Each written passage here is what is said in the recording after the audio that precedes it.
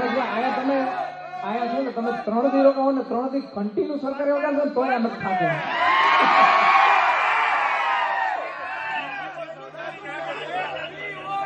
આમ જો એ ભાઈ ઉભા રહો સરકારી વગાડ નાખે પણ આ છેલ્લી વાર. હાલો નરેશભાઈ